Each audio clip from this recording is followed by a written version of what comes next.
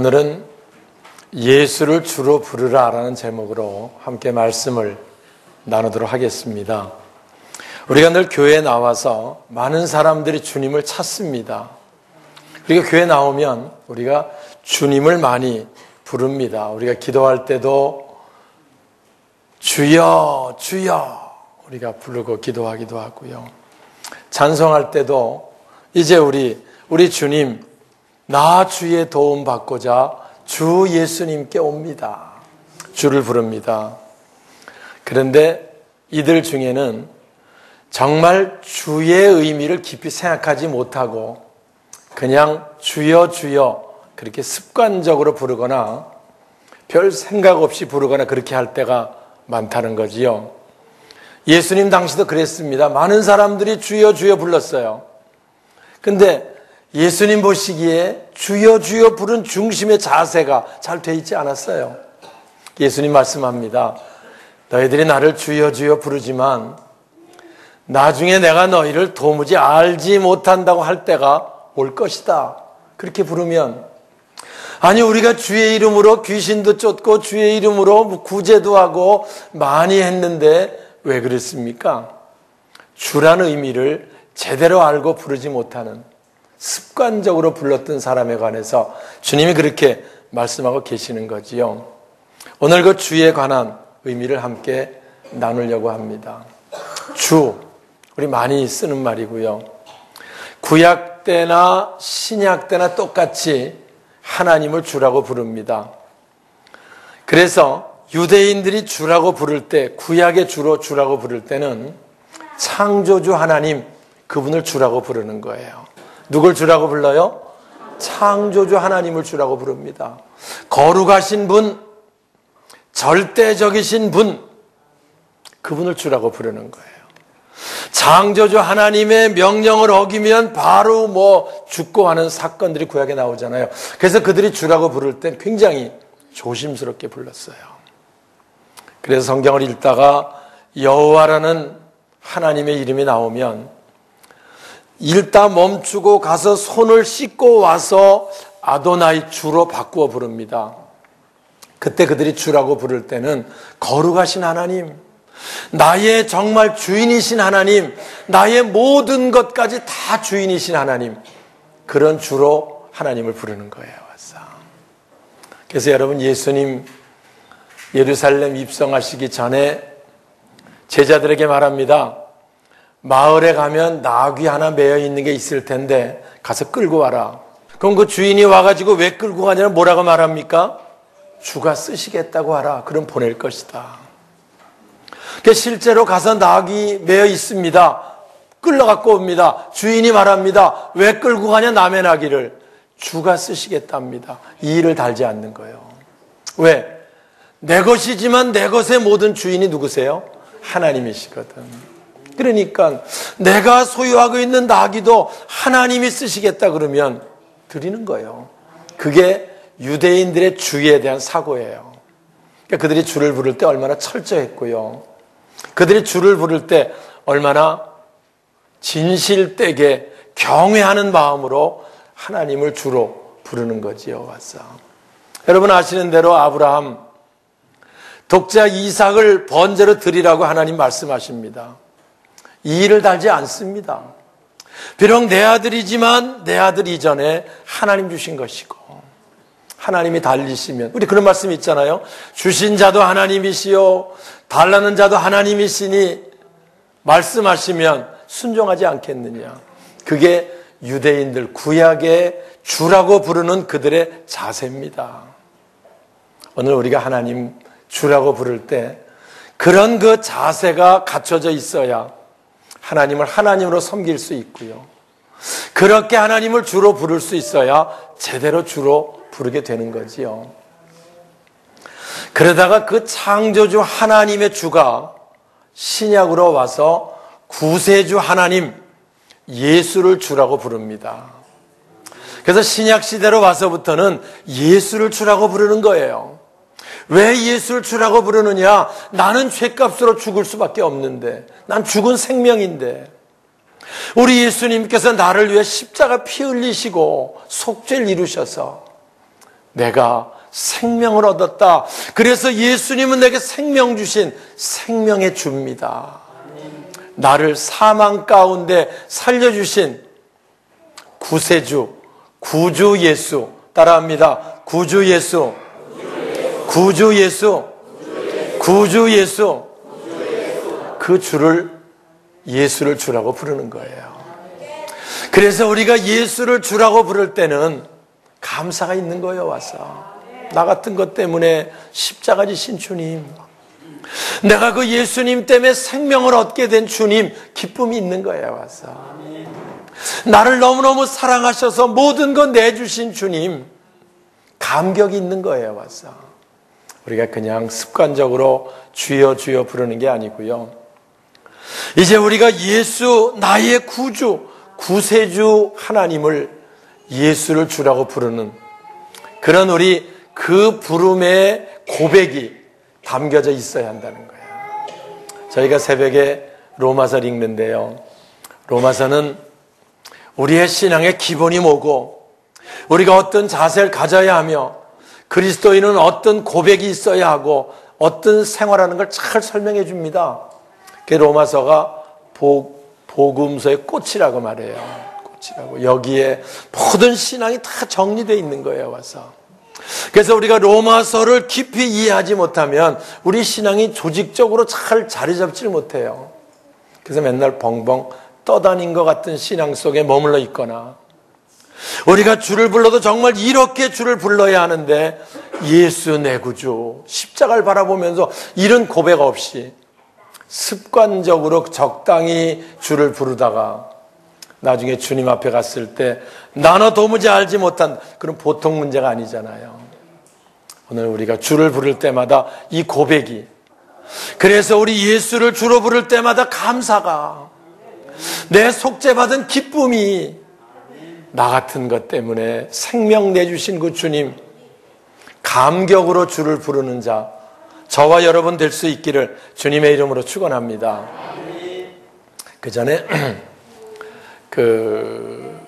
TV에 꽤 오래전에 쿤타 킨텐가 흑인 노예에 관한 다큐멘터리가 나온 적이 있습니다.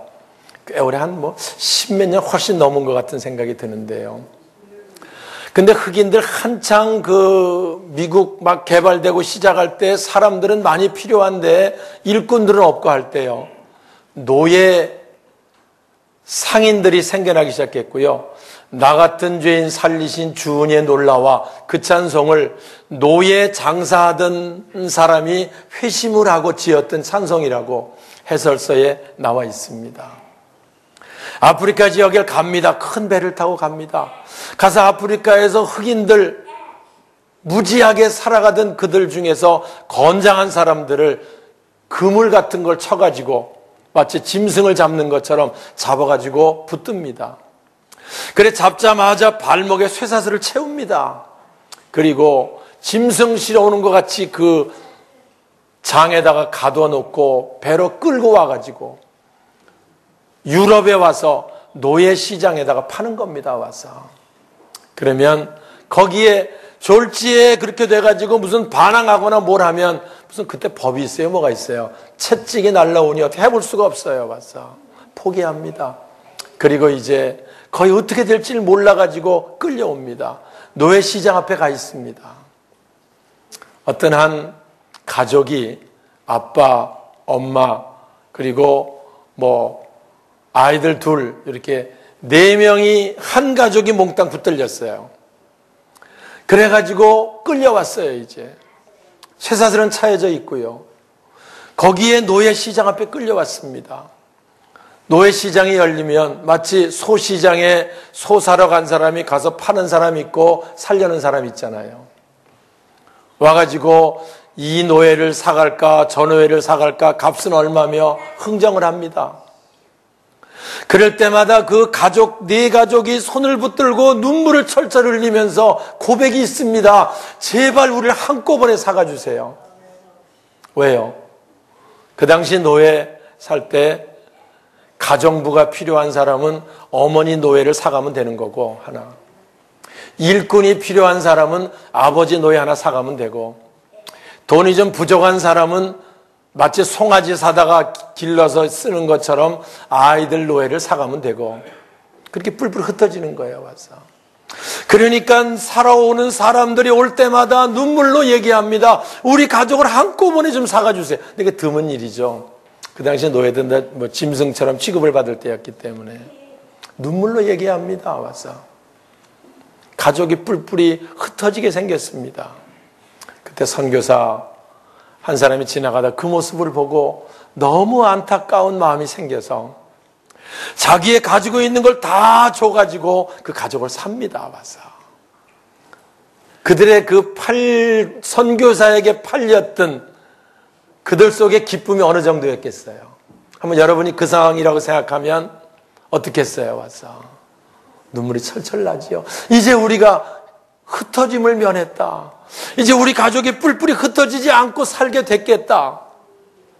그래가지고 이제 팔려갑니다. 와서 참 좋은 분 만났다. 귀한 분 만났다. 감사로 갑니다. 집에 도착했어요. 선교사가 말합니다. 내가 당신들을 값주고 샀으니 발에 착고를 다 풀러주며 당신들은 자유인이다. 이제부터는 당신들 가족끼리 행복하게 살아라. 좋은 데 가서 라고 얘기합니다. 그때 흑인 노예 아버지가 얘기합니다. 아닙니다. 우리는 가족이 뿔뿔이 흩어져 평생 채찍 가운데 고통과 어려움 가운데 살 수밖에 없는데 당신이 우리를 사주셔가지고 우리 가족이 함께 살 수 있게 된 것만으로 만족합니다. 이제부터 내가 선교사님 시키는 대로 이 일을 위해서 평생 종으로 살겠습니다. 아니다. 자유롭게 살아라 가족끼리. 그리할 수 없습니다. 이렇게 은혜를 갚지도 못하고 그냥 못 갑니다. 와서 또 얘기합니다. 만약에 우리 가족이 수지 맞았다고 좋은 사람 만나 재수 좋았다고 야 선교사 마음 변하기 전에 빨리 떠나자 이렇게 한다고 치면 아이들 데리고 또 다른 노예를 잡아가는 사람에게 붙들리면 똑같은 신세 되는 거예요. 와서 여기 선교사 가정에서 섬기며 살다 보면 행복하게 좋은 주인 만났으니 제가 왜 얘가 전 이런 설명을 잘 못해가지고 얘가 적정한지 모르겠는데 제가 드리고 싶은 그 얘기예요. 와서 나 같은 죄인 살리신 주은혜 놀라와 그 찬송이 그 노예 장사했던 분이 회심하고 주님 만나고 내가 그렇게 했는데 지나고 보니까 그거보다 훨씬 더 큰 은혜를 내가 입었구나. 예수님이 나를 위해 십자가 피 흘리시고 나 같은 것 살려 새 생명 주셨는데 이제 내가 주를 위해 살겠다 그래서 결심하고 주의 종이 돼서 그 찬송시를 썼고 주를 위해 살다가 생을 마쳤다고 하는 이야기 찬송가 해설서에 나와 있는 걸 본 적이 있어요. 사랑하는 여러분, 오늘 우리가 예수님을 주라고 부를 때 습관적 주가 아닙니다. 그냥 우리가 적당히 부르는 주가 아닙니다. 나를 위해서 생명 내주신 주님, 그분이 우리 주님이십니다. 그래서 우리가 예수를 주라고 부를 때는 이제부터 내게 새 생명 주신 예수님, 그분을 위해 평생 살겠다는 고백, 결단, 그 고백으로 주를 부르는 자, 그에게 구원이 있단 말씀하는 거지요. 9절 볼까요? 주보에 있습니다. 내가 만일, 자 시작. 내가 만일 내 입으로 예수를 주로 시인하며 또 하나님께서 그를 죽은 자 가운데서 살리신 것을 내 마음에 믿으면 구원을 받으리라. 예, 로마서는 구원받는 방법을 말씀해 주고 있는데요. 내가 만일 내 입으로 예수를 주로 시인하면 그냥 습관적으로 주여 주여가 아니고요. 그냥 적당히 주여 주여가 아니고요. 내게 생명 주신 주님, 나를 위해 십자가 지신 주님, 마치 그 흑인 노예 가정이 선교사에게 평생 주를 위해 살겠다고 고백하는 것보다 더 큰 은혜를 받은 감격으로 부르는 주, 이렇게 주를 부르면 그 얘기를 하고 있는 거예요. 와서 유대인들이 주를 부를 때 함부로 부르지 않았습니다. 왜? 절대적인 분이었기 때문에. 근데 우리는 그때 그들이 부른 주보다 더 감격과 더 기쁨과 그 사랑 가운데 우리가 주를 부르고 진정 주님이 나의 주님이십니다라는 고백이 우리 속에 있어야 할 줄 믿습니다. 이걸 마음으로 믿는 게 신앙이고요. 입으로 이 주를 시인하는 게 생활입니다. 제가 새벽에 신앙생활 잘하라 그래요. 예수가 정말 생명의 주로 믿으십니까? 구세주 하나님, 구세주 예수로 믿으십니까? 우리를 위해 십자가 피 흘리신 분 믿으십니까? 그분을 믿고 우리 입으로 시인할 때 우리가 구원받는 은혜가 우리 속에 임하게 되는 줄 믿습니다. 한번 다시 한번 읽을까요? 내가 만일, 자 시작.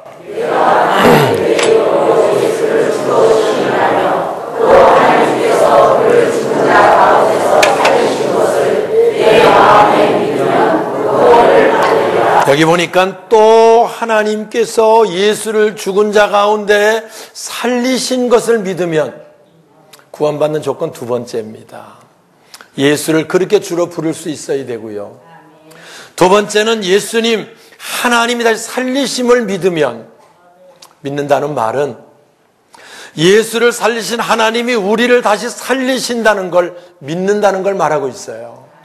로마서 8장 11절에 이야기하고 9장 10장에 이렇게 연결이 되는 겁니다. 그러니까 우리가 이 땅의 삶이 전부인 것처럼 사는 사람 말고 하나님께서 예수를 다시 살리신 것처럼 우리를 다시 살리실 것이라고 하는 사실을 믿는 자 구원을 받는다는 거야. 우리 구원의 궁극적 목표가 뭐예요? 천국에서 영원히 사는 거거든요.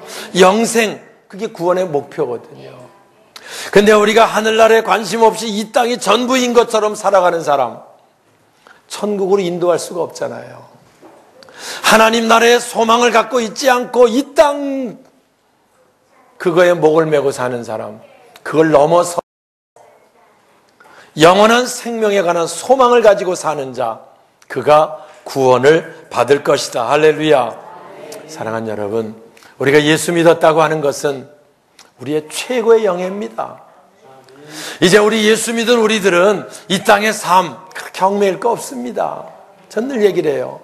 안 믿는 사람들이 뭐를 해가지고 뭐 대박이 났다, 성공했다, 별 중요하지 않아요. 예? 이 땅에 뭐 좀 남은 뭐하고 좀 어려우면 뭐 하겠어요. 와서. 우리는 뭐예요? 영원한 생명을 가진 자. 아멘이세요? 우리는 천국의 소망을 가지고 사는 자. 우린 구원받은 자. 구원받은 자의 기쁨이 그 수준이 돼야 한다는 거야. 예수 믿으면서 뭐가 조금 잘 되면 할렐루야, 예수 믿으니까 좋은 것 같아요. 예수 믿었는데 뭐가 좀 잘 안 되면 아이고 예수 믿어도 소용없는 것 같아요. 이 수준 되면 그 주가 아닙니다. 그 믿음 아닙니다. 맞아. 그렇잖아요. 우리가 늘 신앙생활하며 난 예수 믿는 것, 이 땅의 부귀영화 모든 것보다 우선할 수 있는 고백. 왜? 구원받은 자니까. 아멘이세요? 구원받은 자니까. 그 소망, 그 믿음이 바로 구원받는 믿음이고, 그 믿음이 되려면 나를 위해 십자가에 피 흘리신 구세주 예수 하나님, 그리고 예수를 십자가에 죽은 자들 살리신 것처럼 나를 다시 살리실 그 하나님, 그 하나님을 주로 부르고 믿고 의지하고 따르는 자, 바로 이들이 구원을 받게 될 것이다. 그 말씀을 로마서가 하고 있는 거지요. 사랑하는 여러분, 오늘 우리가 이 땅에 사는 동안 늘 주여 주여 부르고 삽니다. 근데 입술로만 주가 아니고 마음 중심으로 감사와 감격 가운데 우리 예수님을 주로 부르고 그분을 의지하며 그분의 인도 따라 사는 저와 여러분 될 수 있기를 주님의 이름으로 축원합니다. 우리가 이 땅에 살며 예수 만났다고 하는 게 우리 생애 최고입니다. 와서 아까 흑인 노예 얘기했지만 아마 흑인 노예는 얘기했을 거예요. 와서 내가 이 어려운 고비에서 선교사를 만난 거는 내 생애 최고였겠다. 그러겠어요? 안 그러겠어요? 그런데 그보다도 엄청난 사건, 내가 많은 이 땅에서 예수를 만나고 예수 믿는 자 되고 예수를 주로 섬기는 자 되었다고 하는 거, 이거 내 생애 최고다. 최고다. 이 감격, 이 기쁨이 우리 신앙이 돼야 그게 진정 예수를 주로 부르는 자고, 그렇게 부르는 자 구원이 확증되는 거고. 여러분, 로마서 8장에 얘기합니다. 자기 아들을 아끼지 않고 내주신 하나님께서 무엇을 아끼겠느냐고 말씀해요. 우리가 기도하면 응답하시고 우리에게 좋은 길, 선한 길로 인도하시려고 하는 그 하나님 사랑 가운데 있는 자, 바로 우리는 예수 만난 게 최고고요, 예수 영접한 게 최고고, 주일날 예배드리는 게 우리 생명보다 귀중하고, 내 평생 우리 주를 위해 생명 바쳐 헌신하겠다고 한 결단이 오늘 저와 여러분 속에 있어져야 할 줄 믿습니다. 그렇게 주를 부르는 자 구원을 받으리라, 그 말씀을 하는 거지요. 그래서 누구든지 주의 이름을 부르는 자는 구원을 얻으리라. 주가 누군지 알고 부르는 거지요. 와서 우리가 예수가 누구신지 알고 부르는 거지요. 하나님 누군지 알고 부르는 거지요. 창조주 하나님, 나의 주. 구세주 하나님, 나의 주. 그 하나님이 나중에 천사장의 나팔소리와 함께 심판주 하나님으로 다시 오신다고 말씀해요. 예수님 다시 오실 때, 심판주로 오실 때, 지금 구세주를 만나지 못한 우리 가족들이 있다고 치면, 우리 친지들이 있다고 치면, 그랬다가 심판주로 예수를 만나면 그땐 방법이 없어요. 지금 구세주 예수를 만나야 돼요. 그분이 나의 주님이 될 수 있어야 돼요. 와서 그때 우리가 심판주 예수 만날 때 영광의 자리에 들어가게 되는 줄 믿습니다. 사랑하는 여러분, 우리가 이 땅에 주님을 영접했다는 한 가지만 가지고 최고의 기쁨으로 살아가고 최고의 소망으로 살아가는 우리 모두가 되시길 주님의 이름으로 축원합니다. 우리가 예수님 때문에 고난을 받는다고 해도요, 그것 때문에 기뻐할 수 있어야 돼요. 와서 예수님이 산상순 가르치며 얘기합니다. 나로 말미암아 너희를 욕하고 박해하고 거슬려서 고난을 당하게 되면 기뻐해라, 즐거워해라. 하늘에서 너희 상이 큼이라라고 말씀해요. 사도 바울이 예수를 주로 만나고 나서, 그 주를 만나고 나서 복음 전하다가 빌립보 감옥 가서 매를 맞고 어려움을 겪습니다. 그러나 좌절하고 낙심하지 않습니다. 그에게 기쁨이 있고요, 그에게 감사가 있는 거예요. 내가 주님의 이 은혜를 받았는데 내가 주를 위해 고난을 받는다는 것 자체가 그에게 기쁨이 되었다는 거지요.